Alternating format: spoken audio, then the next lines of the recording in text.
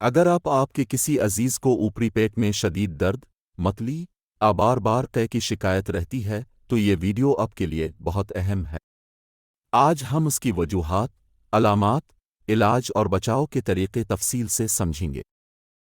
Hello friends, welcome to my YouTube channel. آپ دیکھ رہی ہیں میرا YouTube channel M K learning series. آج ہم بات کریں گے ایک ایسی بیماری کے بارے میں جو شدید پیٹ درد کی بڑی وجہ بن سکتی ہے، جسے کہتے ہیں پینکریٹائٹس، لبلبے کی سوزش۔ لبلبا کیا ہے؟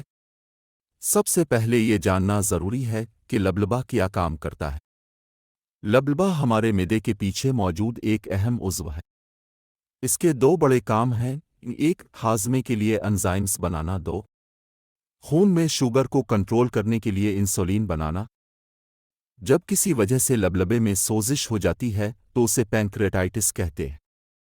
پینکریٹائٹس کی اقسام: یہ بیماری دو قسم کی ہوتی ہے: ایکیوٹ پینکریٹائٹس، حاد سوزش اچانک شروع ہوتی ہے، شدید درد ہوتا ہے، چند دنوں میں ٹھیک ہو سکتی ہے، بعض اوقات جان لیوا بھی ہے۔ کرونک پینکریٹائٹس، دائمی سوزش لمبے عرصے تک رہتی ہے، لبلبا آہستہ آہستہ خراب ہوتا رہتا ہے، شوگر اور ہاضمے کے مسائل پیدا ہو سکتے ہیں۔ علامات: اب بات کرتے ہیں اس کی علامات کی۔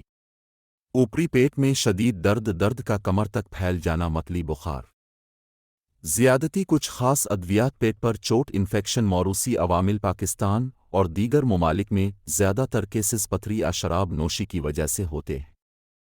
تشخیص کیسے ہوتی ہے؟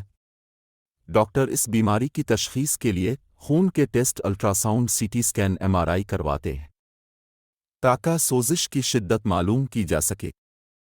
علاج: ایکیوٹ پینکریٹائٹس کا علاج: ہسپتال میں داخلہ، فور فلوئڈ، درد کی دوا، کچھ دن کھانا بند رکھنا، اگر پتھری ہو تو سرجری۔ کرونک پینکریٹائٹس کا علاج: درد کم کرنے کی دوائیں، ہاضمے کے انزائم سپلیمنٹ، الکحل مکمل بند۔ شدید کیسز میں سرجری بھی کی جا سکتی ہے۔ ممکنہ پیچیدگیاں: اگر بروقت علاج نہ کیا جائے تو یہ انفیکشن، لبلبے میں سیال جمع ہونا، گردوں کی خرابی، سانس کی تکلیف، مستقل شوگر جیسے مسائل پیدا ہو سکتے ہیں۔ بچاؤ کے طریقے: خوشخبری یہ ہے کہ ہم اس بیماری سے بچ سکتے۔ شراب نوشی سے پرہیز، چکنائی کم استعمال کریں، وزن کنٹرول میں رکھیں، سگریٹ نوشی ترک کریں، پتھری کا بروقت علاج کروائیں، صحت مند اور متوازن غذا استعمال کریں۔ دوستو، پینکریٹائٹس ایک سنجیدہ بیماری ہے، لیکن بروقت تشخیص اور مناسب علاج سے اسے کنٹرول کیا جا سکتا۔ If you like this video, please like, share, comment. Don't forget to subscribe my channel. Thanks for watching.